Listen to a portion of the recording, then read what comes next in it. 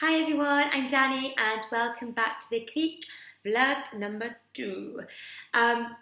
Thank you for all of those of you that tuned into my first vlog.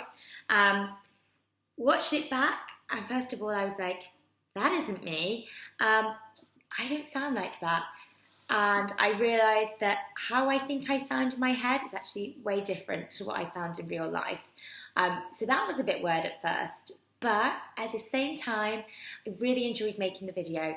And yeah, I felt a bit nervous putting it online. I was like, oh God, now I'm on YouTube. But it's fine, nobody died. So I'm going to keep on making videos. So this is video number 2.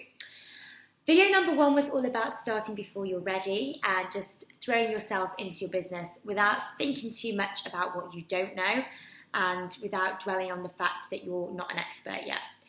And the topic for today's vlog is all about confidence.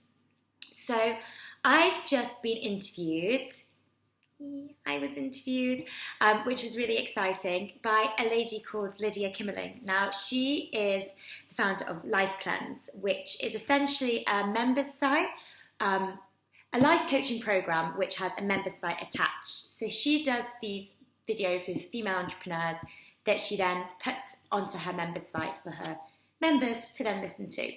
And whilst we were chatting, the topic of confidence came up.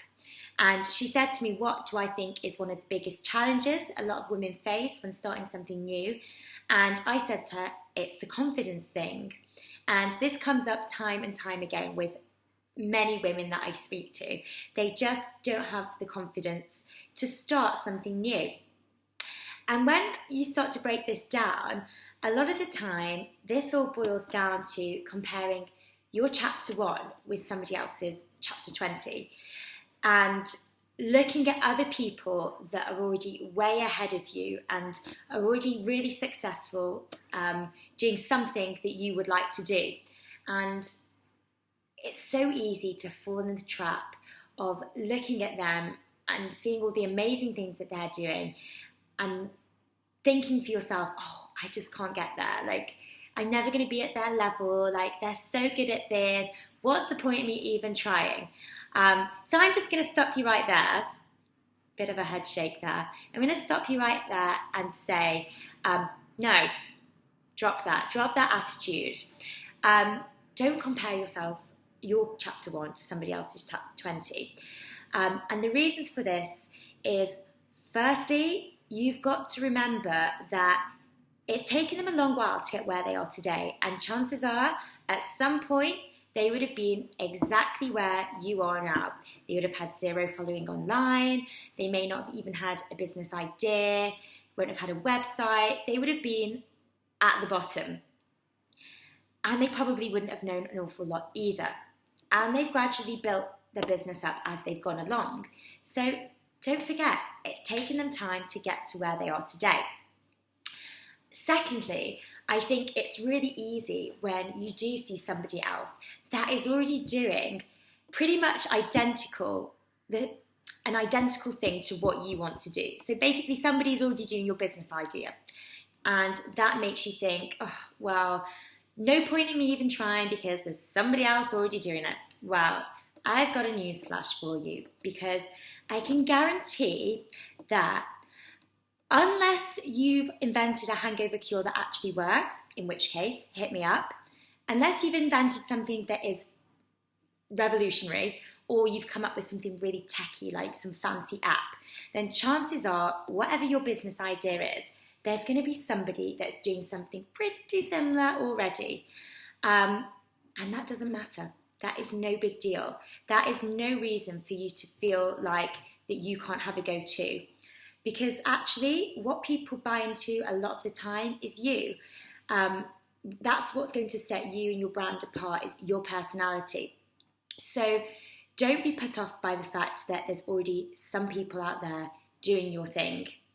That it makes no difference whatsoever. You can still be successful doing that thing.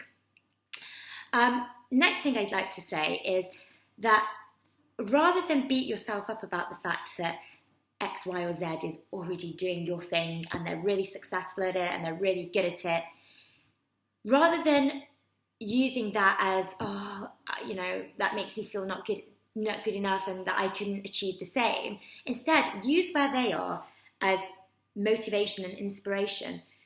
You've got to remember that we're all just normal human beings, and the fact that they've gone out and achieved success means that you can too. We pretty much all start out on a level playing field with the same sort of general skills that we can then take on into our business. So use the fact that they have become really successful in the field that you want to become successful in, and use that to show you that you can get there too. Sorry, I feel like I'm really tripping over my words a bit now, so I'm going to move on. If you find that you are falling into the trap of comparison and it is making you feel less confident, there are a few things that you can do about it. And one of those is to reach out to the people that inspire and motivate you. So if there are certain people that you follow online that are doing incredible things and you look at them and you're like, oh, that's where I want to be, reach out to them and ask for their advice. They've already done exactly what you want to do, and chances are they'll be able to help you out in some way. Now, if they're super successful, then they may be quite hard to tie down and to get any kind of answers from. But if there's somebody that's, say, 2 years ahead of you in their business, chances are they'll be willing to give back a little bit. They know that where they've got to, they've been, they've put in the hard work and they've achieved a certain level of success. And, if they're a nice enough person, they'll want to give back and help other women to do the same. So just send them a quick email and ask for their advice, ask for their help. And getting that advice from somebody that's already doing your thing is a really great way to boost your confidence.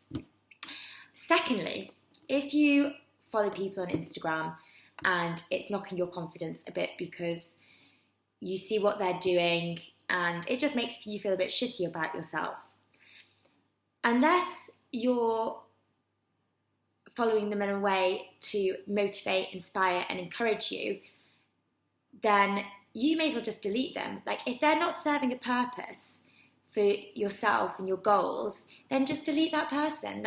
There's no point in following somebody on social media if they're only going to make you feel shitty about yourself. So yeah, that's a good tip. Can't think of what I was going to say next. I really need to learn how to edit videos, because in times like this, when I've lost my train of thought, I can then just cut it off and end it there. But yeah, just to recap then, because I'm going to make this really short and sweet, don't compare your chapter 1 with somebody else's chapter 20.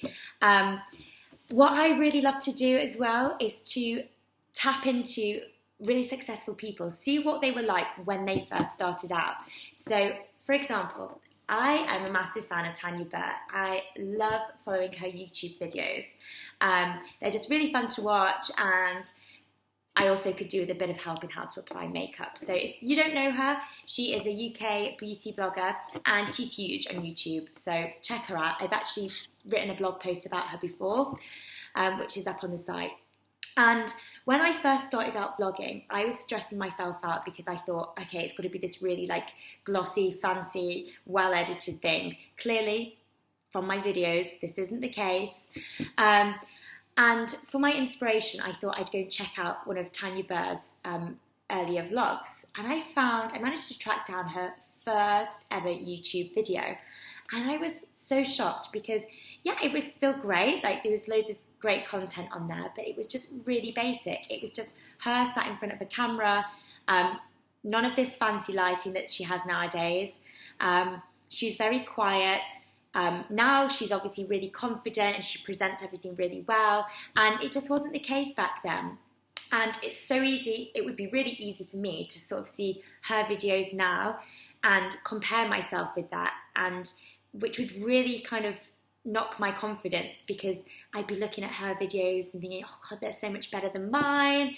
But I'm not going to do that. Instead, I'm going to look, and I'm going to keep looking at the first video that she ever did, and then see how far she's come since then. And that's going to be the goal for myself. Hopefully, once I keep doing these vlogs, and hopefully you guys are enjoying them, so I'll keep doing them, is I'll sort out and figure out the editing, and they'll get better. So I've got to go now. I know that was, I'm not sure how long that was, 10 minutes. I feel like I've been chatting for ages. I'm going to go.